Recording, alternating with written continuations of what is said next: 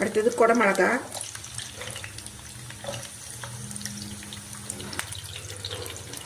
Carrot,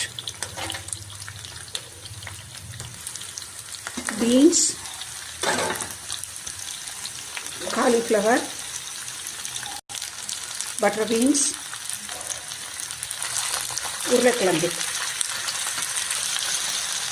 எல்லாத்தையும் நல்லா கலந்து விட்டுருக்கிறேன். ஒரு மூடி போட்டு வைக்கிறேன். கொஞ்ச நேரம் அது நல்லா வதங்கட்டும். ஒரு 5 மினிட்ஸ் லோ ஃப்ளேமில் அப்பப்போ திறந்து கிளறி விட்டு வதக்கினேன். இப்போ இந்த காய் எல்லாத்தையும், இந்த வதங்கின காயெல்லாம் ஒரு பவுலில் மாற்றிக்கலாம்.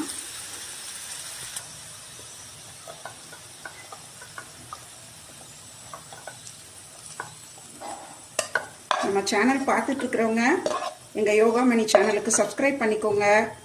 இந்த பெல் பட்டனையும் அழுத்திக்கோங்க.